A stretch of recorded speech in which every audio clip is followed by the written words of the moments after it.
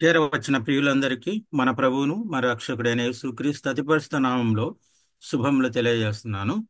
వాక్య పరిచర్యలోకి వెళ్ళక ముందు పరిశుద్ధ గ్రంథం నుండి అపోస్తులుడైన పౌలు హెబ్రీయులకు రాసిన పత్రిక 11వ అధ్యాయము 1వ వచనము, 6వ వచనము, 13వ వచనమును చదువుకుందాం. అపోస్తులుడైన పౌలు హెబ్రీయులకు రాసిన పత్రిక 11వ అధ్యాయము 1వ వచనము, 6వ వచనము, 13వ వచనమును చదువుకుందాం. విశ్వాసమనున్నది నిరీక్షింపబడు వాటి యొక్క నిజ స్వరూపమును అదృశ్యమైనవి యున్నవనుటకు రుజువునై ఉన్నది. విశ్వాసమనున్నది నిరీక్షింపబడు వాటి యొక్క నిజ స్వరూపమును అదృశ్యమైనవి యున్నవనుటకు రుజువునై ఉన్నది. 6వ వచనం చదువుకుందాం. విశ్వాసము లేకుండా దేవునికి ఇష్టుడై ఉండుట అసాధ్యము.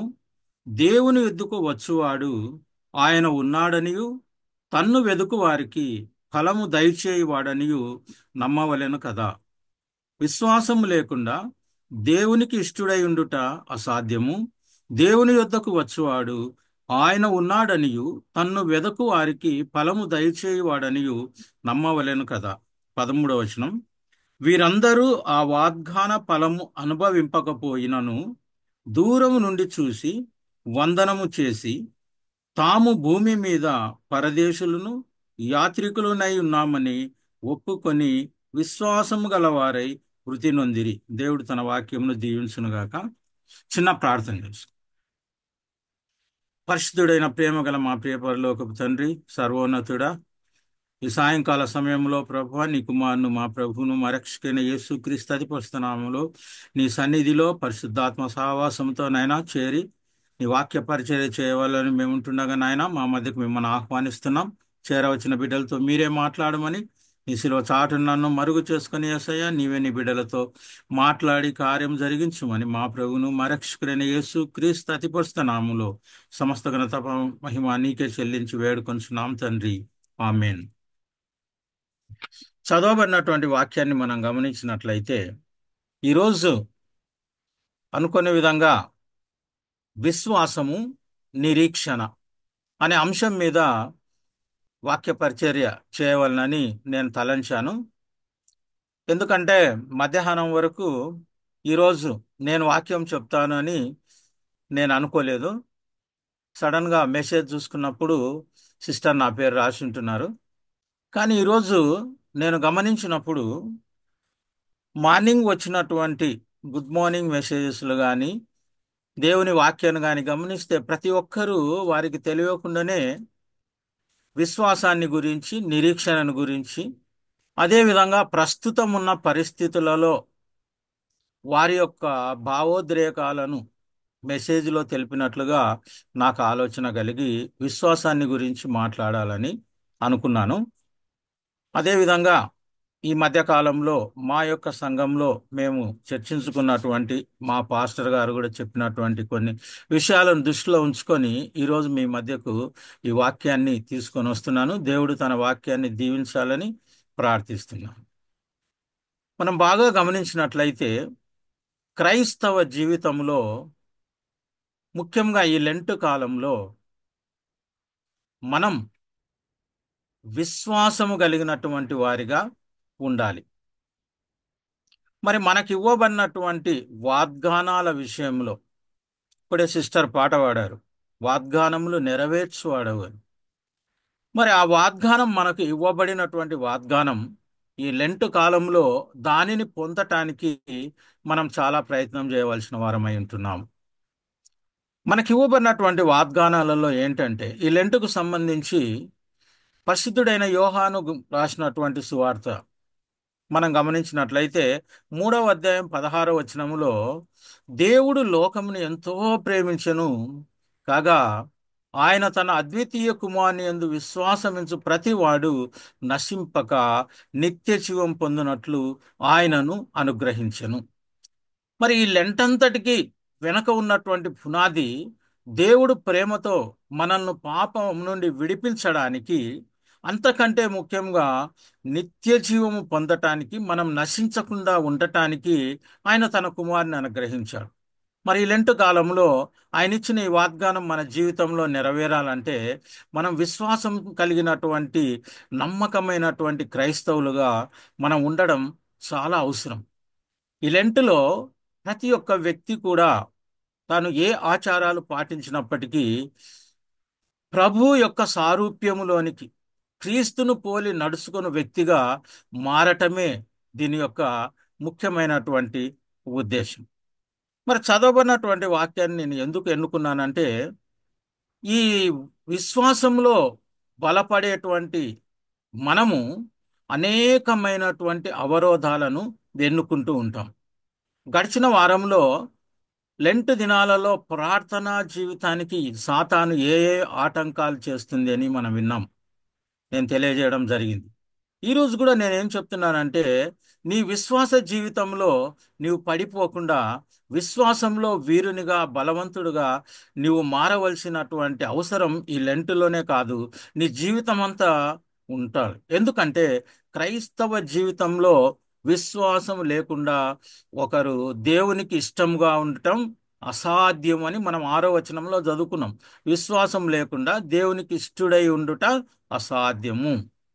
రెండవది ఏం చదువుకున్నాం? దేవుని యొద్దకు వచ్చువాడు ఆయన ఉన్నాడని. రెండవది తన్ను వెదుకు వారికి ఫలమును దయచేవాడని. సో ఈ లెంటు కాలంలో నీవు ఆయనను వెదుకుచున్నావు, నీకు ఫలము దయచేస్తానని ఆయన వాగ్దానం చేశాడు. అదేవిధంగా ఆయనకు ఉన్నాడు, ఉన్నవాడు అను పేరున్నది మన దేవుని. నేను ఉన్నవాడను, అనువాడనై ఉన్నాను అని దేవుడు తెలియజేస్తున్నాడు అన్నమాట. కాబట్టి అలాంటి గొప్ప దేవుణ్ణి కలిగినటువంటి, నిరంతరము మనతో ఉండగలిగినటువంటి ఆ సర్వశక్తి గల దేవుడు మనకిచ్చిన వాగ్దానాలను పొందటానికి మనం తప్పకుండా ప్రయత్నం చేయాలి. ఎంతో మంది భక్తులు ఈ వాగ్దానాల విషయంలో చాలా వరకు వారు ఎదురు చూసి కొన్నిసార్లు వాగ్దానాన్ని వదిలివేసేటువంటి పరిస్థితులలో కూడా ప్రయాణం చేసినట్లుగా మనం పరిశుద్ధ గ్రంథంలో చూస్తాం. చివరిగా మనం చూసినట్లయితే ఈ వాగ్దాన ఫలమును పొందలేక, లేక అనుభవించలేక పోయారు ఇజ్రాయేలీలు. 13వ వచనంలో మనం చదివినప్పుడు, వాకు కానాను దేశంలో పాలు తేనెలు ప్రవహించు ప్రదేశానికి తీసుకెళ్తానని దేవుడు వాగ్దానం చేసినప్పటికీ వారు ఆ వాగ్దానాన్ని నమ్మలేకపోయాడు. ఎందుకంటే వారు ప్రతి విషయానికి దేవునిపై ఆధారపడాల్సి వచ్చింది. ఆహారం కొరకైతేనేమి, ప్రయాణం కొరకైతేనేమి, నీళ్ల కొరకైతేనేమి, కాపుదల కొరకైతేనేమి, శత్రువుల నుంచి విజయం కొరకైతేనేమి, ఆరోగ్యం కొరకైతేనేమి, దేవుని మీద ఆధారపడాల్సినటువంటి ట్రాన్సిషన్ పీరియడ్లో వాళ్ళు ఉన్నారు. కానీ వాళ్ళకి ఇచ్చినటువంటి వాగ్దానాన్ని వాళ్ళు మరిచిపోయారు. ఎందుకంటే వాగ్దానం చేసిన తర్వాత దాదాపు 40 సంవత్సరాలు వాళ్ళు ప్రయాణించాలి. కాబట్టి ఈ వాగ్దానాన్ని వాళ్ళు ఓపికతో ఎదురు చూడలేక దారిలోనే నశించిపోయారు. మరి ఈ రోజు ఉండేటువంటి క్రైస్తవులు మనం గమనించినట్లయితే సాతాను ప్రతినిత్యము ఈ వాగ్దానాల వైపు నుండి మనల్ని మళ్లించడానికి అది ప్రయత్నం చేస్తుంటుంది. అందుకే ప్రభు ఈరోజు మనతో చెప్తున్నాడు, సాతాను చేసేటువంటి ఆ పనుల నుండి మనం ఎలా జాగ్రత్త వహించాలని ఈరోజు మనం నేర్చుకుందాం. అంటే సాతాను ఏం చేస్తుందంటే విశ్వాస విషయంలో మనల్ని పడత్రోయడానికి, ఆయన ఇచ్చేటువంటి ఆ వాగ్దానమును పొందకుండా ప్రతినిత్యము అది ప్రయత్నం చేస్తుంటది. ఈరోజు నేను చెప్పేది ఏంటంటే సాతాను యొక్క ఆఖరి ఆయుధము అంటే, ఇక వాగ్దానానికి నువ్వు చాలా దగ్గరగా వచ్చినప్పుడు అది ముందు నుంచి ప్రయత్నం చేసి చేసి చేసి చేసి నిన్ను జయించలేక, నీ విశ్వాసాన్ని పడగొట్టలేక చివరికి ఒక బలమైన ఆయుధంతో క్రైస్తవుని ఎదుర్కొంటున్నట్లు మనం గమనించగలం. ఆ ఆయుధం ఏంటో మీరు ఊహించగలరు. మీరు ఎంతగానో వాగ్దానానికి ఎదురు చూసేటప్పుడు ఆ యొక్క సాతాను యొక్క గొప్ప ఆయుధం ఏంటంటే ఒక తలంపు. సాతాను మనల్ని జయించేది ఒకే ఒక విషయం లేదంటే అది ఒక ఫస్ట్ మన మైండ్లో ఒక తలంపును పెట్టేస్తుంది. ఆ తలంపును మనం ఫాలో కాకూడదు అని ప్రభు ఈరోజు తెలియజేస్తున్నాడు. ఆ తలంపు ఎలాగుంటుంది అంటే, ఆ వాగ్దానం నెరవేర్చే టైంలో నీకు ఆ వాగ్దానం మీద ఓపిక నశించిపోతుంది. ఆ వాగ్దానం మీద నిరాశ చెందుతావు. ఆ వాగ్దానం మీద నీవు ఎంతో దుఃఖంతో టైం గడిచిపోయింది కాబట్టి నా జీవితంలో ఈ వాగ్దానం నెరవేరదేమో అనే తలంపులను కలుగజేస్తుంది. నిన్న మనం ప్రార్థనలో గమనించినప్పుడు శుక్రవారం రోజు అనేకుల కొరకు మనం ఆరోగ్యం కొరకు ప్రార్థన చేస్తున్నాం. చాలా రోజుల నుంచి కూడా అనారోగ్యంలో ఉంటున్నటువంటి మన మిత్రులు, మన యొక్క గ్రూప్ సభ్యులు కొంతమంది నిరాశకు లోనై ఉండొచ్చు. లేదా ఏమిటి ఈ వేదన ప్రభువా, ఎప్పుడు నాకు విడుదల జరుగుతుంది అనొచ్చు. ఒకవేళ మీ భర్తను గురించి నీకు ఇచ్చిన వాగ్దానాన్ని పొందలేకుంటున్నావేమో, నీ ఆరోగ్యాన్ని గురించి పొందలేకుంటున్నావేమో, నీ ఆర్థిక ఇబ్బందుల నుంచి పొందలేకుంటున్నావో, కుటుంబ పరిస్థితుల నుంచి. దేవుడైతే నీకు వాగ్దానం చేశాడు, నేను సర్వశక్తి గల దేవుడను, నాకు అసాధ్యమైనది ఏది కూడా లేదు. నేను సర్వశక్తి గల దేవుడని ఆయన తెలియజేశాడు. నన్ను అడుగుము, నీకు దయచేస్తానంటున్నాడు. తనకు ముఖ్యంగా ఏం చెప్తున్నా అంటే తన్ను వెదుకు వారికి ఫలము దయచేవాడని మనం చదువుకున్నాం. మరి ఇంత వాగ్దానాన్ని మనం ఉంచుకున్నాం, నీకు ఆరోగ్యాన్ని ఇస్తాను అని ప్రభువు చెప్తున్నాడు. కానీ నీవు చాలా రోజుల నుంచి అనారోగ్యంలోనే ఉన్నావేమో, లేదా నీ పరిస్థితులలో నీవు ఆ యొక్క పరిస్థితి నుంచి వెలుపలికి రాలేకున్నావేమో. ప్రభు ఈ రాత్రి అందుకే నీకు ఈ యొక్క సందేశాన్ని నీకు పంపిస్తున్నాం. ఏమని అంటే, కాలము గడిచినను నేను మాత్రం నా వాగ్దానాన్ని నెరవేర్చువాడను. నేను నీకు ఇస్తున్నటువంటి స్వస్థతను తగిన కాలంలో నేను నీకు ఇచ్చువాడను. నీకు ఇంతకంటే మునుపటి కంటే మంచి ఆరోగ్యాన్ని, రెట్టింపు ఆరోగ్యాన్ని ఇవ్వగలవాడను. రెట్టింపు ఆశీర్వాదాలు ఇవ్వగలవాడను.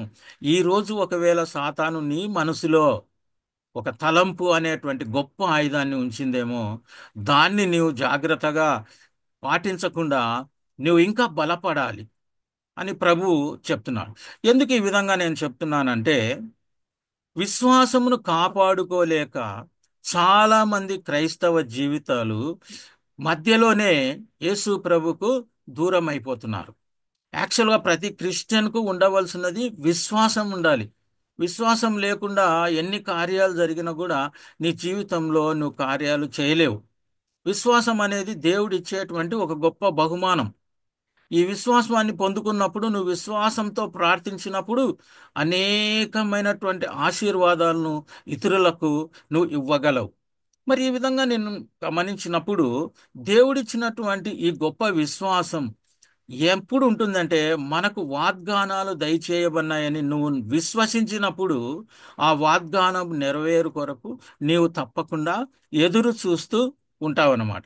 మరి ఈ సాతాను తన ఆయుధాన్ని వాడినప్పుడు, తన తలంపుల దానా కానీ నిన్ను అది చాలా వేదనకు గురి చేసినప్పుడు, ఇక నువ్వు ఎన్ని రోజులు వెయిట్ చేసినా కూడా ఏమి లాభం లేదు అని చాలామంది అనుకుంటుంటారు. నేను ప్రభును నమ్మి నమ్మి నమ్మి, లేక ప్రభు ఒకరికి ఎదురు చూసి చూసి చూసి ఓర్పు నశించి, ఇక నా జీవితంలో మేలు జరగదేమో, ఇలాగే నేను నశించిపోవాలనేమో అని ఒకవేళ నా ప్రియమైనటువంటి మిత్రులారా మీరు అనుకుంటున్నారేమో. ప్రభువు దానికి ఏం చెప్తున్నారంటే, నేను కార్యాన్ని నెరవేర్చే దేవుణ్ణి, నమ్మిక మాత్రము ఉంచుము, విశ్వాసం ఉంచమని చెప్తున్నాడు. ఈ అపవాది యొక్క ఆయుధాలను మనం గమనించినప్పుడు, ఈ వాగ్దానము నెరవేరే టైంలో అది ఇంకా ఎక్కువగా మనకు వేదనకు గురి చేస్తుంది.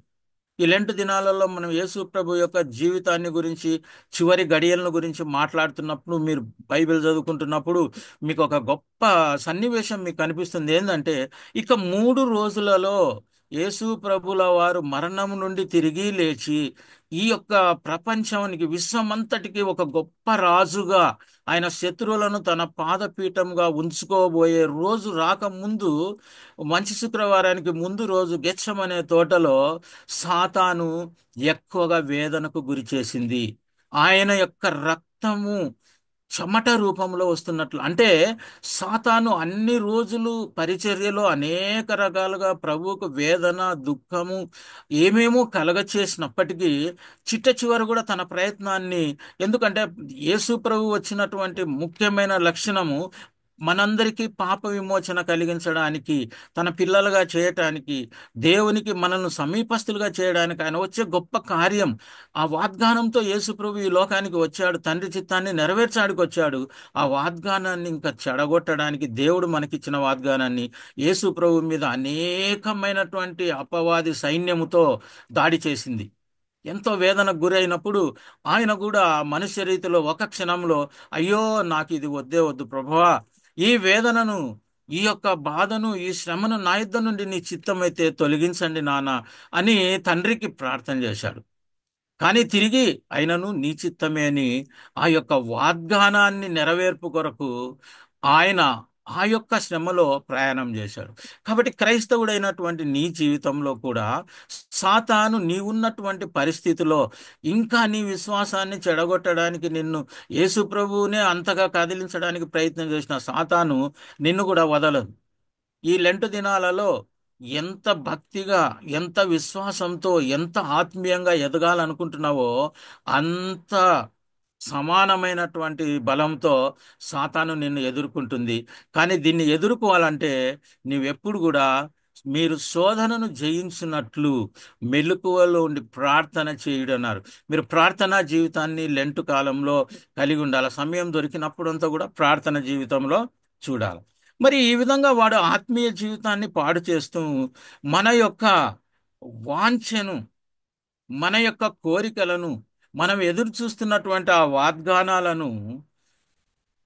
వాగ్దానం నెరవేరదు అనే తలంపును ఇస్తుంది. అందుకే నమ్మినాను, నేను ఎంత ముందు కొనసాగుతున్నా నాకేం మంచి జరగడం లేదు అన్నప్పటికీ టైంలో నెరవేర్చే దేవునికి ఒక సమయం ఉంటుంది. ఆ సమయంలో ఈ రాత్రి వాక్యం వింటున్నటువంటి నీవు ఎలాంటి పరిస్థితిలో, ఎలాంటి కష్టంలో, వేదనలో నువ్వు ప్రయాణం చేస్తున్నప్పటికీ దీనిలో నాకు విజయం ఉంది, నా ప్రభువు నాకు విజయం అనుగ్రహిస్తున్న నమ్మకాన్ని నీవైతే పోగొట్టుకోకూడదు. కాబట్టి ఎంత వెయిట్ చేసినా ఏం లాభం లేదనే స్థాయికి, నీ ఆరోగ్యం బాగుపడలేదనో, ఎందుకో ప్రభు ఎక్కువగా నాకు ఆరోగ్యం విషయంలో బాధపడుతున్నట్లు ఎవరో నా మనసుకు తెలియజేస్తున్నాడు కాబట్టి ఈ వాక్యాన్ని మీకు చెప్పడం జరిగింది. కాబట్టి మీ ఉన్నటువంటి పరిస్థితులలో మీరు నమ్మకం మాత్రం ఉంచాలి. మరి ఈ విధంగా చూసినప్పుడు మీకు పరిశుద్ధ గ్రంథం నుండి వాగ్దానాన్ని పొంది ఆ వాగ్దానాన్ని ప్రక్కకు తోసి ఇబ్బంది పన్న వాళ్ళని గురించి నేను కొంతమందిని మనకున్న టైంను బట్టి మీకు తెలియజేయాలని అనుకుంటున్నాను. ఇక్కడ మనం గమనించినట్లయితే ఆ వాగ్దానం చేసిన వాడు నమ్మదగినటువంటి దేవుడు. ఆయన వాగ్దానం ఒకసారి చేశాడంటే తప్పకుండా జీవితంలో నెరవేరుస్తారు. కానీ మనం మన జీవితాలలో ఆ వాగ్దానం కొరకు ఎదురు చూసే ఓపిక లేనప్పుడు మన జీవితాలలో భయంకరమైన పరిస్థితులకు మనం వెళ్తాం. కొన్ని ఉదాహరణలు మీకు ఈరోజు ఈ విశ్వాసాన్ని గురించి చెప్పేటప్పుడు ఏం బా అన్న ఇలాంటిది చెప్తున్నాడే అని అనుకోద్దండి. మనకు అబ్రహాం యొక్క జీవిత చరిత్ర మనందరికీ బాగా తెలుసు.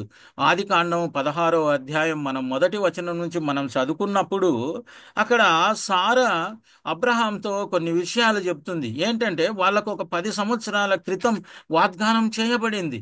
ఏమని వాగ్దానం చేయబడింది?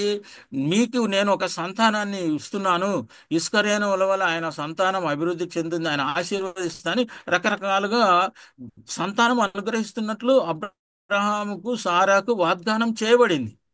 వాగ్దానం చేయబడినవాడు నమ్మదగినవాడని వారు కూడా చెప్తున్నారు. విశ్వాసులకు తండ్రి అన్నటువంటి అబ్రహాంను ఒకసారి మనం ఈడ గమనిస్తాం.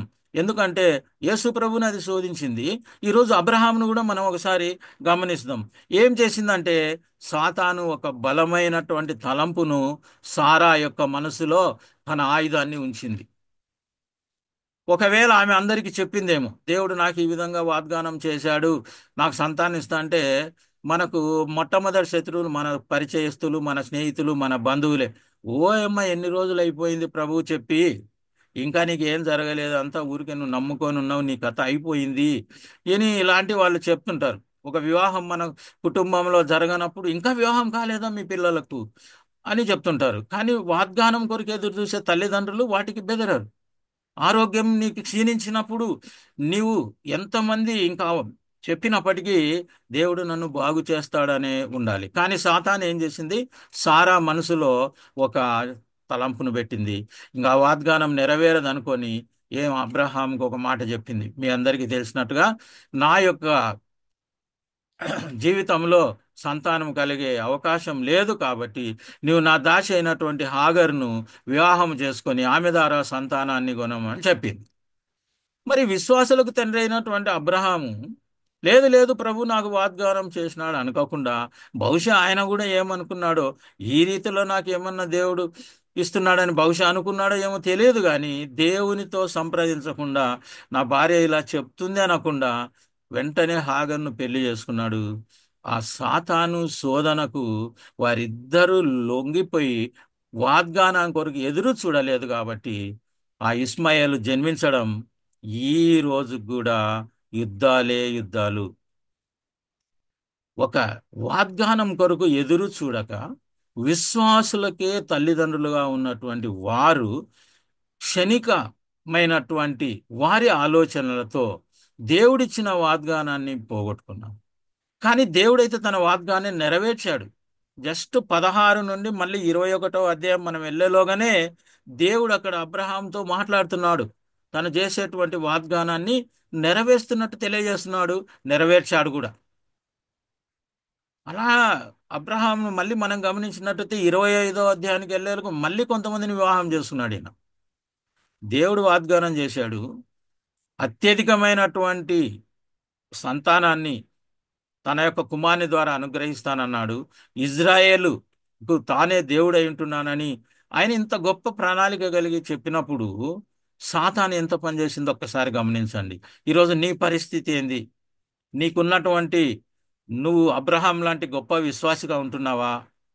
సారాలాగా సాతాను యొక్క ఆలోచనలకు లొంగిపోయి దేవుడిచ్చిన వాగ్దానాన్ని నమ్మలేక వెళ్తున్నావా? ఒక్కసారి మన జీవితాలను కూడా ఈరోజు మనం ఆలోచించుకుందాం. మనం అన్ని కూడా వాగ్దానం చేశాడు, కుమారుని అనుగ్రహించాడు అబ్రహాం కని అలా బైబిల్ చదువుకుంటున్నాం. కానీ లోతుగా ఆత్మీయంగా ఆలోచించినప్పుడు వారి వాగ్దాన ఫలాన్ని పొందక ముందుగా వారు శోధనకు లోనైపోయారు. ఆ సాతాను చేసినటువంటి పని వల్ల ఈరోజు ప్రపంచం అంతటా కూడా యుద్ధాల భయంతో నిండిపోయింది. కాబట్టి మనం చేసేటువంటి ఒక చిన్న పొరపాటు నీ కుటుంబ జీవితాలు, నీ బంధువుల జీవితాలు, నిన్ను నమ్ముకున్న ప్రతి ఒక్కరి జీవితాలలో అది ఎలాంటి పని చేస్తుందో నువ్వు ఒక్కసారి ఈ రాత్రి ఆలోచించుకో. నీకున్నటువంటి వాగ్దానాన్ని నువ్వు పొందుకున్నాను అని విశ్వాసంతో నువ్వు నమ్ముకొని వాగ్దానం గురించి నువ్వు రోజు స్తుతులు చెల్లించాలి. దేవా, ఈ వాగ్దానాన్ని నా జీవితంలో నీవు నెరవేర్చినందుకు నీకు స్తోత్రం అని. 1వ తేదీ, జనవరి 1వ తేదీ ఎంతగానో ప్రార్థించి ఆ వాగ్దానాన్ని తీసుకుంటాం. అది ఒక అలవాటు అయిపోయింది. పరిశుద్ధ గ్రంథంలో అనేకమైన వాగ్దానాలు ఉన్నాయి. ప్రభువు మనతో మాట్లాడినప్పుడు వాగ్దానాన్ని ఇవ్వాలి ఆయన. ఎక్కడో మనం ఒకసారి ఒకటి తీసుకున్నాము, ఆ వాగ్దానం వచ్చిందనో మంచిదే. ఒకవేళ దేవుడు ఆ పేపర్ ద్వారా నీతో మాట్లాడవచ్చు, ఆ కార్డు ద్వారా నీతో మాట్లాడవచ్చు. మరి ఈ సంవత్సరం అంతా కూడా ఆ వాగ్దానాన్ని పెట్టి ప్రతిరోజు ఎంతమంది ప్రార్థన చేస్తున్నాం? ఎంతమంది మన గోడల మీద దాన్ని హ్యాంగ్ చేసుకొని దాన్ని చదివి, దేవా, 1వ తేదీ నువ్వు ఇచ్చిన ఈ వాగ్దానాన్ని నా జీవితంలో నెరవేరుస్తున్నందుకు నీకు స్తోత్రం అని దాని మీద ఎంతమంది నమ్ముకొని ఉన్నామో చూస్తాం. ఆ రోజు వాగ్దానాన్ని తీసుకొని నాకు ఇది వచ్చింది, నీకు ఇది వచ్చింది, నాకు అది వచ్చింది అని చాలా సంతోషపడ్డం కాదు, కానీ ఆ వాగ్దాన్ని నెరవేర్పు కొరకు నువ్వు ప్రార్థన కూడా చేసుకోవాల్సిన బాధ్యత నీ మీద ఎంతగానో ఉంటుందన్నమాట. ఎందుకంటే క్రైస్తవ జీవితంలో విశ్వాసము గొప్పది. ఆ విశ్వాసానికి పునాది నీకు ఇవ్వబడినటువంటి వాగ్దానాన్ని నువ్వు మర్చిపోకూడదు. విశ్వాసం అంటే ఏదో దేవుని నమ్ముకుంటే నేను విశ్వాసిని, బిలీవర్స్ గ్రూపు, మేము విశ్వాసులము, విశ్వాసుల సంఘము అని, లేదంటే విశ్వాసపురము, ఏ విశ్వాసులు ఉండరు దాన్ని. ఇలాంటి వాటిలో కాదు. నీకు ఇవ్వబడినటువంటి క్రైస్తవ జీవితంలో నీవు క్రైస్తవునిగా జన్మించడమే నువ్వు చేసుకున్నటువంటి గొప్ప వరం. అలాంటి క్రైస్తవునిగా నీవు ఇతరులకు, అనేకులకు నీవు మార్గదర్శకంగా విశ్వాస జీవితంలో నీ వాగ్దానాలు నెరవేర్చుకుంటూ ఇతరులకు ఉపయోగకరంగా ఉండాలి. ఆ విధంగా మనం చూసినప్పుడు ఇంకా ఇంకొకరిని కూడా, సమయం ఉంది కాబట్టి ఇంకొకరిని గుర్తు చేసుకుందాం. రూతు గ్రంథం మనం చూసినట్లయితే 1వ అధ్యాయం తీసుకోండి. రూతు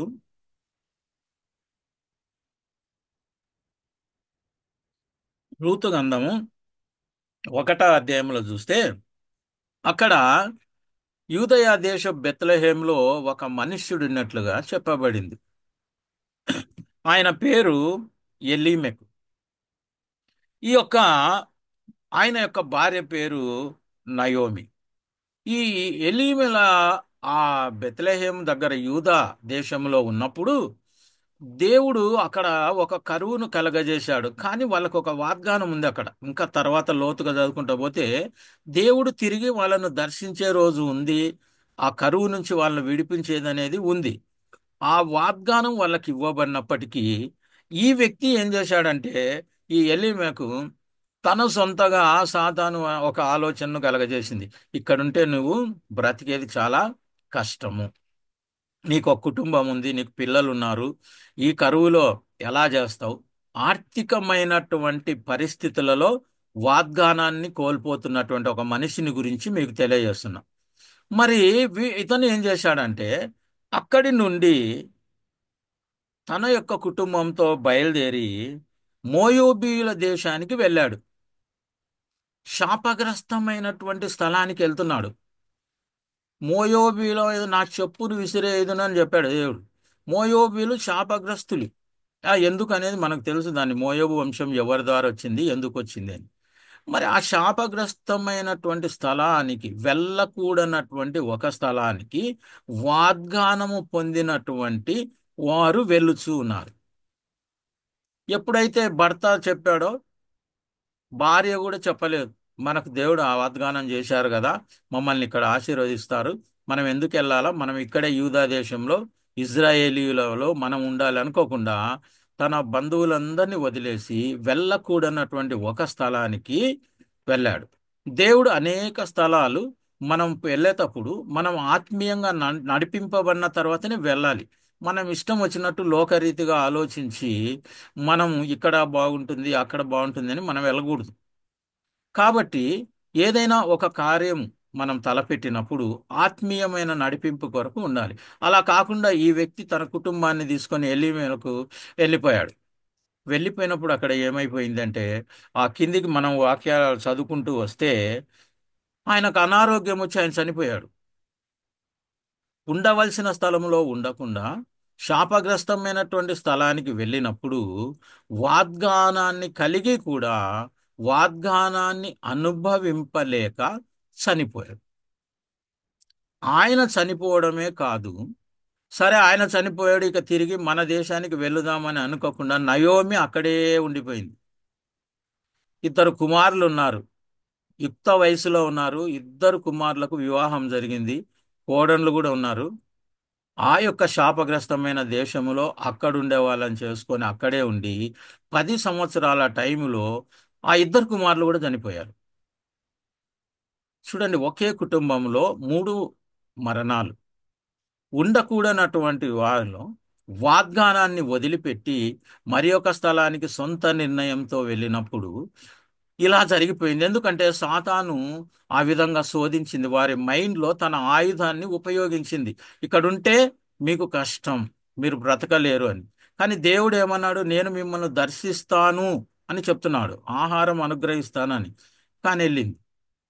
ఇలా వెళ్ళి కుమారులను భర్తను పోగొట్టుకున్న నయోమికి ఒక వార్త వినిపించింది. ఏమనంటే, తను వచ్చినటువంటి తిరిగి తను ఉన్నటువంటి ఆ యూదా దేశంలో దేవుడు తన ప్రజలను దర్శించాడు. ఆహారమిచ్చుటకు యెహోవా తన జనులను దర్శించెను అని ఉంది అక్కడ. చూడండి, దేవుడు దర్శించడానికి ఆలస్యమైనప్పుడు వాగ్దానం పొందిన వారు ఆ శ్రమల ద్వారా ప్రయాణం చేయలేకపోయారు. ఈ లెంట్ దినాలలో మనం సిస్టర్ కూడా అడిగి శ్రమలను గురించి పాటలు పాడమని అడిగారు. ఏంటంటే ఈ లెంటు దినాలలో శ్రమలను గురించి, అంటే మనం శ్రమలు పడాలని కాదు, దేవుడు పొందినటువంటి శ్రమలను మనం ధ్యానించాలి. యేసయ్య తన తండ్రి చిత్తాన్ని నెరవేర్చడానికి ఈ పరిచర్యలో లోకములో ఎన్ని వేదనలకు గురయ్యాడు, ఎన్ని శోధనలకు. పరిచర్యలో స్టార్టింగ్లోనే సాతాను శోధించింది, దేవుని వాక్యాలతోనే శోధించేసింది. అయినప్పటికీ ఆయన జయించాడు. ఎందుకంటే తనకు తెలుసు, వాగ్దానం చేసినటువంటి తన తండ్రి నమ్మదగినవాడు. ఇహలోకం మొత్తం కూడా ఆయన చేతికి రాబోతుంది ఒక రోజు అని యేసు ప్రభువుకు తెలుసు. సాతాను అపజయానికి లోనవుతున్నాడని యేసు ప్రభువుకు తెలుసు. ఆ ఆరాటంలో సాతాను తాను ఓడిపోవడం తనకి ఇష్టం లేక యేసు ప్రభువును కూడా శోధించింది. అందుకే ఆ శోధనలను యేసుప్రభు ఎలా జయించాడో మనం కూడా మన జీవితంలో శోధనను జయించాలి. ఇలా శోధనను జయించకుండా వాగ్దానాన్ని పోగొట్టుకొని, ఇక్కడ మనం చూసినటువంటి రూత్ ఫ్యామిలీ మనం గమనించినట్లయితే అక్కడ ఇద్దరు కోడళ్లతో తన్ని తిరిగి అక్కడికి వస్తుంది. కానీ దేవుడు వాగ్దానం చేశాడు కాబట్టి ఆ రూత్ ఫ్యామిలీని ఎంతగా ఆశీర్వదించాడో మనకు తెలుసు. ఇంకా ఎందుకంటే వాగ్దానం చేసిన వాళ్ళు వదలడు దేవుడు. సంసోను జీవితాన్ని తీసుకుందాం. తల్లికి వాగ్దానం చేశాడు దేవుడు. ఫిలిస్తీయులు ఎప్పుడు కూడా దేవుడు ఫిలిస్తీయులను శిక్షించాలనుకుంటున్నాడు. ఎందుకంటే ఇజ్రాయేలుకు ఫిలిస్తీయులు శత్రువులు.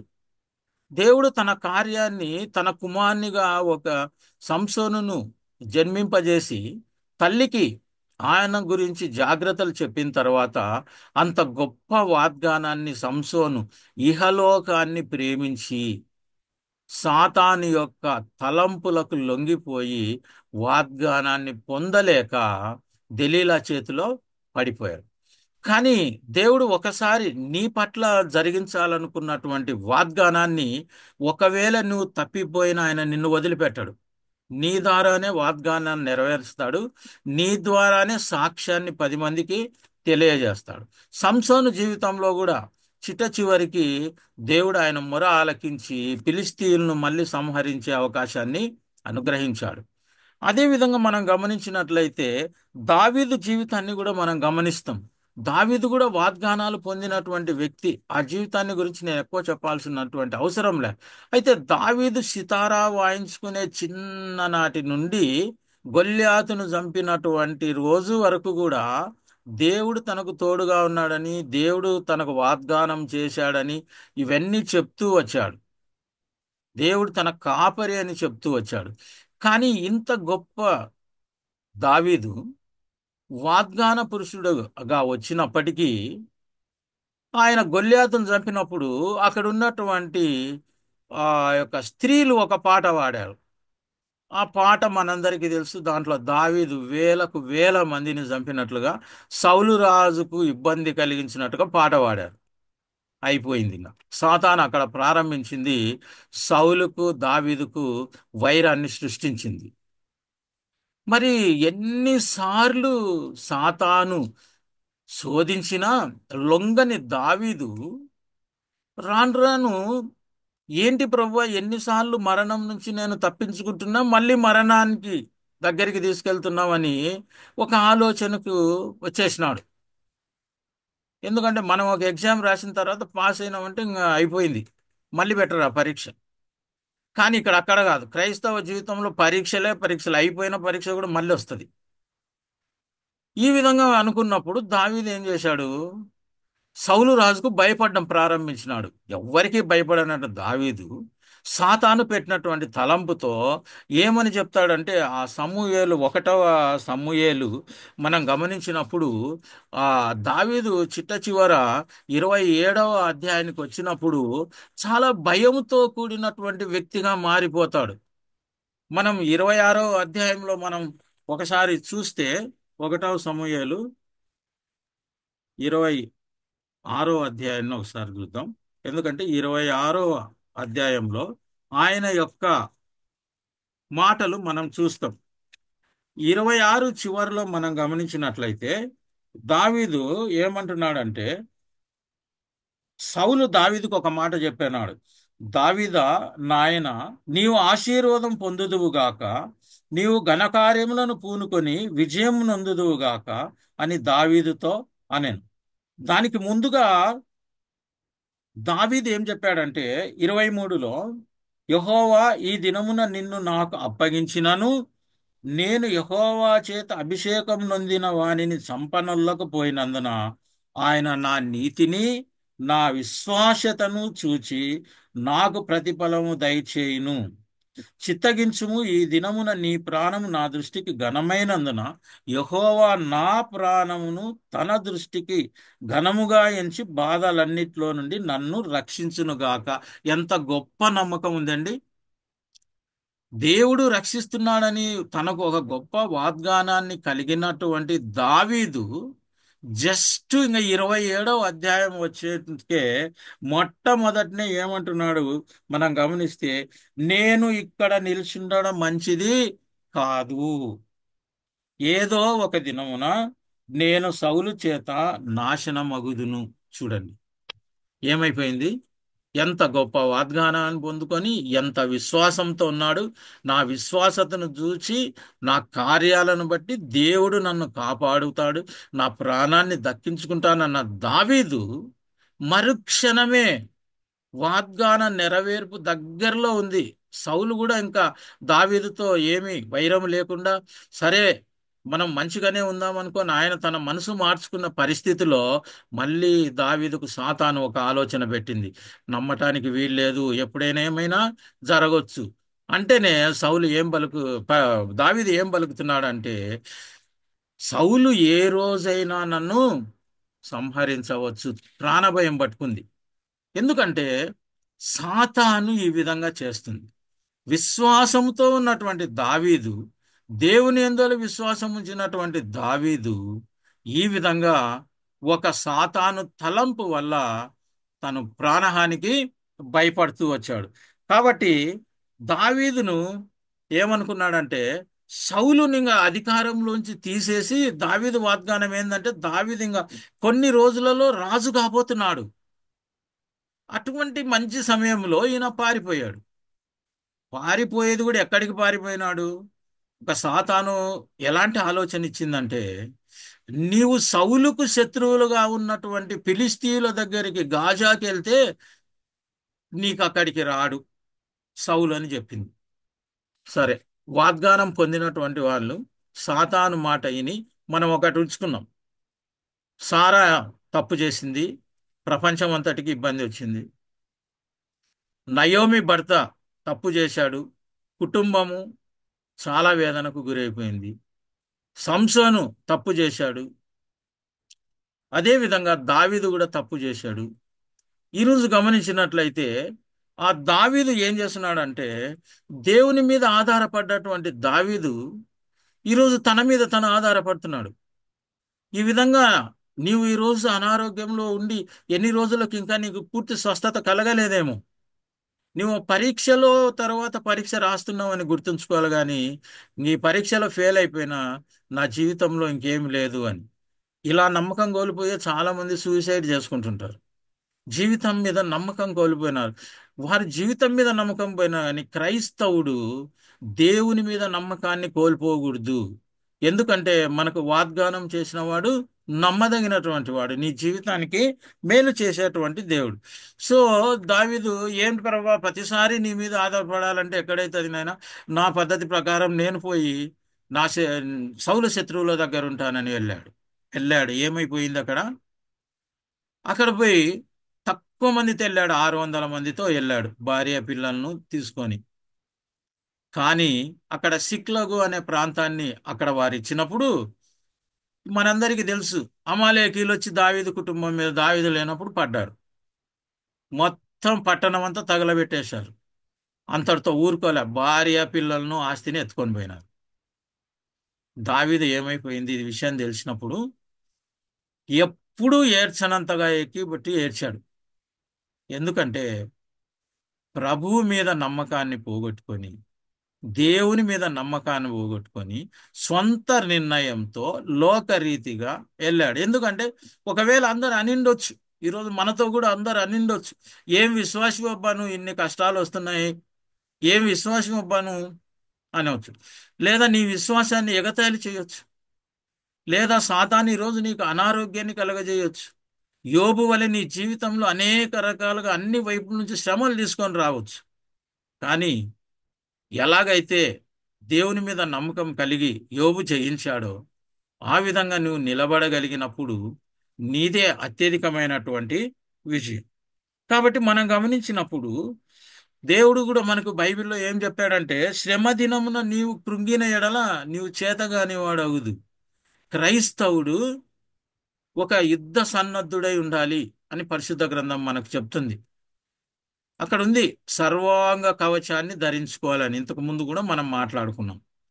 ఈ సర్వాంగ కవచం యొక్క ఒక విషయం ఏంటంటే, యుద్ధానికి పోయేటువంటి రాజును మీరు బాగా గమనిస్తే సర్వాంగ కవచము ఉంటుంది కానీ ముందు వైపు అంట ఉంటుంది కానీ బ్యాక్ సైడ్ ఉండదు. ఒక్కసారి వీపు చూపినాడా సర్వాంగ కవచం ఏమి పనికిరాదు ఇంకా. అందుకే పోరాడేటువంటి ఆ యోధుడు ఎదురుగానే పోరాడుతుంటాడు, వీపు చూపే ఆస్కారమే ఇవ్వడు. అలా క్రైస్తవుడు కూడా ఈ లెంటు దినాలలో అనేక రీతులుగా సిద్ధపడి ఉపవాస ప్రార్థనలు చేస్తూ ఉంటారు, చర్చికి వెళ్తూ ఉంటారు, కుటుంబ ప్రార్థనలు చేస్తూ ఉంటారు, కుటుంబాలను దర్శిస్తూ ఉంటారు, ఇంకా ఏమేమో చేస్తుంటారు. ఈ లోకరీతిగా ఉండే ఆచారాలన్నీ పాటిస్తూ ఉంటాం.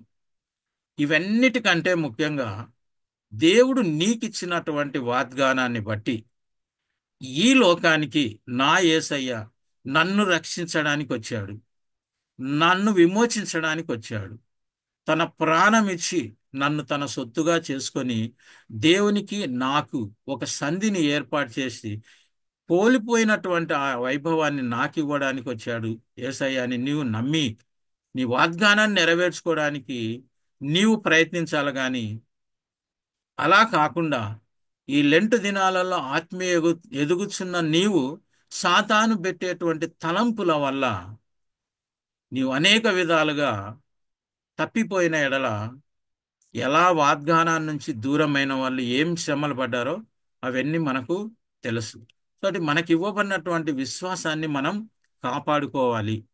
ఈ విశ్వాసం నువ్వు ఎప్పుడైతే నీలో విశ్వాసం ఉంటుందో, నీవు ప్రభువును అడగకుండా కూడా ఇతరుల కొరకు నువ్వు విశ్వాసంతో ఏమైతే మాట పలుకుతావో అది వాళ్ళ జీవితాలలో నెరవేరుతుంది. ఎందుకంటే ప్రభువు నీ ద్వారా కార్యం చేస్తున్నాడని నీవు నమ్మావు కాబట్టి. ఈ మధ్య కాలంలో బెంగళూరులో ఏజీ బేతేల్ చర్చ్లో ఒక వాక్యాన్ని నేను వెళ్ళినప్పుడు వినడం ఏంటంటే, ఆ బ్రదర్ ఏం చెప్తున్నారంటే, ఒకసారి చర్చి నుంచి అక్కడ హాస్పిటల్ వైపు వెళ్తున్నప్పుడు ఆయనకు ఒక కాల్ వచ్చిందంట. వాళ్ళు ఏం చెప్తున్నారంటే, ఆ చర్చ్ మెంబరు మీరు వెంటనే హాస్పిటల్ దగ్గరికి రండి, ఒక డాక్టర్ గారు క్యాన్సర్ స్పెషలిస్ట్ ఇక్కడ క్యాన్సర్ వ్యాధితో మరణించే స్థితిలో చివరి క్షణాల్లో ఉన్నారు, మీరు వచ్చి ప్రార్థన చేయండి అని మన పాస్టర్ గారు వెళ్ళారండి. వెళ్ళి ఆ క్యాన్సర్ స్పెషలిస్టుతో, నీవు క్యాన్సర్ డాక్టర్ అయ్యుండి కూడా క్యాన్సర్తో చనిపోతున్నావని నీవు అనుకుంటున్నావా అంటే అవును అన్నాడు. కానీ ఏం చెప్పాడంటే, ప్రభువు నిన్ను ఈరోజు దర్శించి నిన్ను స్వస్థపరుస్తున్నట్టు వాగ్దానం చేస్తున్నాడు. 30 రోజుల తర్వాత నీవు తిరిగి వైద్యం చేస్తూ నడుస్తావు అని తెలియజేశాడు. ప్రేయర్ చేశాడంట, వచ్చాడు. ఈయన కూడా మర్చిపోయారు. 30 డేస్ తర్వాత ఆ హాస్పిటల్ దగ్గరికి మన పాస్టర్ గారు వెళ్ళినప్పుడు అనుకోకుండా ఆ రోజు గడ్డం పెంచుకొని చాలా వికృత రూపంలో ఉన్నటువంటి ఆ డాక్టరు ఎదురై విష్ చేసి బాగున్నారా అని అన్నారు. నేను ఎవరో మిమ్మల్ని గుర్తుపట్టలేకున్నానండి అంటే, ఆ రోజు నేను చనిపోయే స్థితిలో ఉన్నప్పుడు నా కొరకు మీరు వచ్చి ప్రార్థన చేశారు పాస్టర్ గారు, మీరు 30 డేస్కు నేను లేచి తిరుగుతానని చెప్పారు కదా, ఈరోజు ఆ వ్యక్తిని నేనే అని చెప్పారు. బ్రదర్ ఏం చెప్పారంటే, నీవు విశ్వాసము కలిగి ఏదైనా ప్రకటిస్తే అది నెరవేరుతుంది. యేసయ్య ఏం చెప్పాడంటే, ఆవగింజంత విశ్వాసం కలిగి ఉంటే ఈ కొండనే ఇక్కడి నుండి ఎత్తి సముద్రంలో పడవేయగలవు అంటున్నాడు. మరి ఈరోజు మన విశ్వాసం ఎంత ఉంది? ఈ లెంటు దినాలలో విశ్వాసంలో ఆత్మీయంగా మనం ఎదుగుచున్నామా? యేసయ్య కొండంత విశ్వాసం తెచ్చుకోమని కూడా చెప్పట్లే, ఆవగింజంత విశ్వాసం ఉంటే చాలంటున్నాడు. మరి ఆవగింజంత విశ్వాసానికి మనం ఈ రాత్రి ప్రయత్నం చేయలేము. మనం ఏ పరిస్థితిలో ఉన్నప్పటికీ, మనకి ఇష్టం లేనటువంటి మార్గంలో వెళ్ళుచున్నప్పటికీ, ఆ చివరిలో, ఆ మార్గం చివరిలో మన కొరకు మనల్ని రక్షించిన యేసయ్య ఉన్నాడని గుర్తు తెచ్చుకొని ఈ ప్రయాణాన్ని మనం కొనసాగించినప్పుడు విశ్వాసంతో బలపడి అనేకులకు ఆశీర్వాదకరంగా ఉంటాం. ఎందుకంటే యేసయ్య పరిచర్యలో ఈ యొక్క విశ్వాసంతోనే ఆయన అనేక అద్భుతాలు చేశాడు, అనేక మంది రోగులను స్వస్థపరిచాడు, ఆత్మీయంగా అనేకులను ఆత్మీయ జీవాన్ని ఇవ్వగలిగాడు. అదేవిధంగా ప్రభువుకు దగ్గరగా తీసుకురాగలిగాడు. కాబట్టి మనము గమనించినప్పుడు ఎప్పుడు కూడా విశ్వాసి అనేవారు తనున్న పరిస్థితులకు భయపడకూడదు. Never ever afraid of anything in this world, because the one who is taking care of is he is the greatest successor. కాబట్టి నీవు యేసయ్యను కలిగి ఉన్న జీవితం కావాలి. నీలో యేసయ్య ఉండాలి, ఇతరులు నీలో యేసయ్యను చూడగలగాలి. ఈ లెంటులో ఈ పరిస్థితికి నీవు రాగలిగితే నీ జీవిత కాలం అంతటికి కూడా పనికొచ్చే మెసేజ్ ఇది. కేవలం లెంటులోనే కాదు, నీ జీవిత కాలం అంతా ఒక గొప్ప విశ్వాసి అని పిలిపించుకోగలిగితే, నువ్వు అలా అగుపిస్తే అంతకు మించినటువంటి ధన్యత మరొకటి లేదు. ప్రభు తన వాక్యాన్ని దీవించునుగాక. చిన్న ప్రార్థన చేసుకుందాం. కృపగల మా తండ్రి, ప్రేమగల మా నాయన, నీవు ఇచ్చినటువంటి వాక్యాన్ని బట్టి, నీ బిడ్డలతో నీవు మాట్లాడిన విధానాన్ని బట్టి నీకు స్తుతులు స్తోత్రం.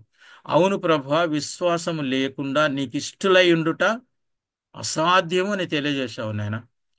నీ మీద మేము విశ్వాసంతో ఉండేటువంటి గొప్ప ధైర్యమును బలమును మాకు అనుగ్రహించండి.